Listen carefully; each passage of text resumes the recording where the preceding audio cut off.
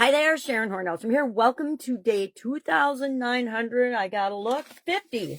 2,950 times I've gotten online and talked about my journey and shared lessons learned, talked about what I'm working on, talked about what's working, what's not working, the things I totally F up, because I think that those are the things that I personally learned the most from. And they're the things I want you to know, because if you learn my bad lesson, then you don't have to make that mistake. Guess what? There are a gazillion mistakes you can make on your own and figure things out. So if somebody can save you from making the most common mistakes that people fall into, because if I was the only one that did it, I might feel a little bad. And sometimes I find ways to really screw things up like no one else has before. But for the most part, I make the same exact mistakes that every other human being makes that is on a similar journey to me, or in a part of my journey that's similar to other people's, right? We're human beings. We tend to respond and react in predictable ways. The thing is, can we predict for ourselves how we're going to react and respond to certain things? And I say yes, if we want to become self-aware. But that is all off topic today. Let's sip some coffee and chat with you. Today's topic for both the Supersize You annual challenge, our personal development challenge, and the Supersize Your Business annual challenge, our business owner, leader, entrepreneur, world changer group, is criticism. Handling criticism with confidence. Now, I love this topic. I probably didn't when I was younger, probably in high school and college. I didn't take feedback very well, although I learned really quickly, because while I was going to college, I was working out in corporate America. And I was working actually for 3M, Minnesota Mining and Manufacturing.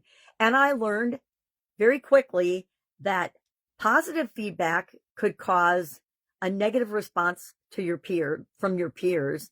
And if it was positive feedback from leadership, and negative feedback was freely given anywhere and everywhere in the world and in every level of the organization. So it's really interesting. I loved working while going to college. In the summers, I worked and went to college. For my first 3 summers of college, I worked at 3M in different capacities. I worked at a pilot plant, and then I worked out in Valley, Nebraska, at a production facility for the summer. My youngest sister and I decided we were just going to lay around the pool all summer that year and not work. And my dad had other plans. He's like, no, they need help out in Valley, Nebraska. He was working at 3M at the time for Occupational Health and Safety Division. And yeah, that was his division he was in charge of. And he's like, yeah, no, you girls are going to go out to Valley, Nebraska Monday morning. You're going to report to work and find a place to live. So go now, go pack your stuff. And so we did. And it ended up being probably one of the most fun, most educational, most rewarding summers of my life to date, because it was having to go and do all new things, right? So it was definitely pushing both my and my sister's comfort zone, yet we pulled it off pretty swimmingly. And we had an extremely fun summer doing it, made lifelong friends. Well, I've lost touch with most of them now, which makes me a little sad. I should probably go on social media and see if I can find any of them and see what they're up to, because I'm sure our lives have gone the way we wanted in some ways and the way we didn't want in other ways. All right, so the whole topic of criticism, and when I think of criticism, I think of criticism as negative feedback. Guess what? We all get negative feedback. We all get feedback. We all get negative feedback because it's inevitable. We have to ask ourselves, we always thank the person for the feedback, right? Thanks for the feedback. I'll consider this. Practice saying that. Thank you for the feedback. I will consider that. Or thank you for the feedback. I never saw it that way. I so appreciate that. Let me consider it. Whatever rolls off and feels natural and authentic for you. But people give us feedback, and I think their intent is always good, but sometimes not. There are evil people that have malice intent, right? But I like to believe that most people give us feedback because they're trying to protect us. They don't want us to get our feelings hurt. They don't want us to get our hopes up, whatever is their reasoning. Those tend to be feedback given out of projection of their own fear, not necessarily our fear, right? My family still harasses me about doing online videos. They can't help it. And to be honest, I don't think anybody besides my mom, I think my brother-in-law watched one of my videos and told my sister it was ridiculous. And so I don't know that she's even ever watched any of my videos. So as far as just giving me criticism or a hard time for doing them, since she's not my target audience, I love her. She's my sister. I'll take feedback on other things, but I couldn't care less in one ear, out the other about what she or her husband or anybody else in my family that doesn't watch my videos does, because they don't have a clue. And they're not making any content or videos or doing anything online. So totally different apples to oranges comparison. Anyway, I digress.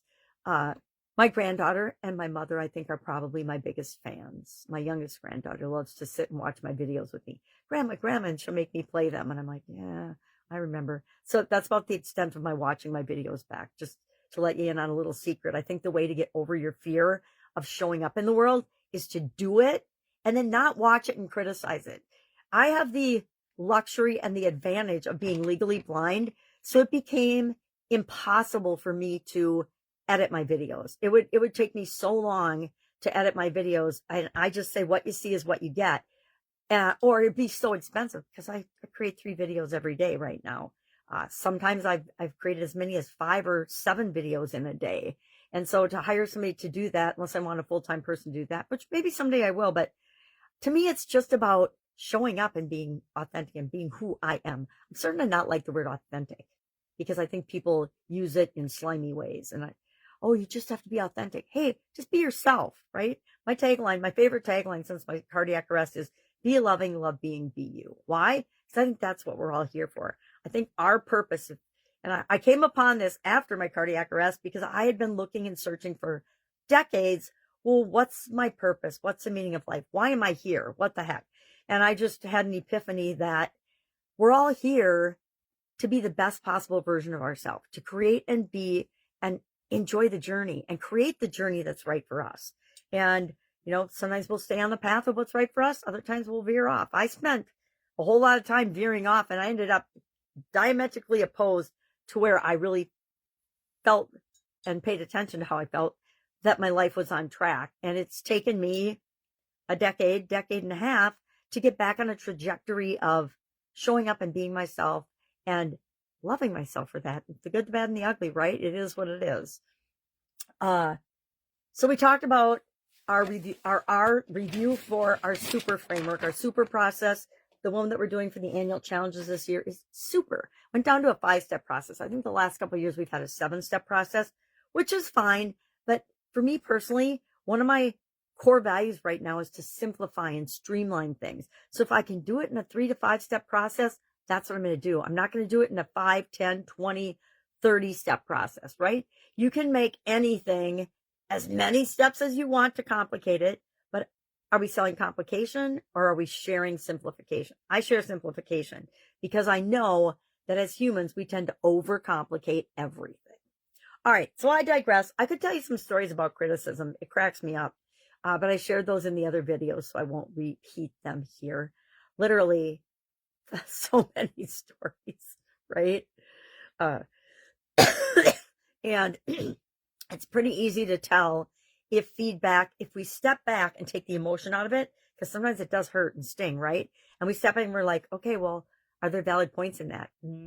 Absolutely. Anything my daughter tells me, it'll sting because she's my daughter, but I 100% know that her intent is to help me and make me a better human being, and that she's probably dead nuts on, and that I have a blind spot and am not seeing it.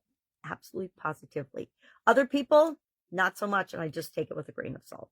All right, if I can help you anyway, hit me up and ask. Otherwise, have an awesome day, and I'll, of course, be with you tomorrow.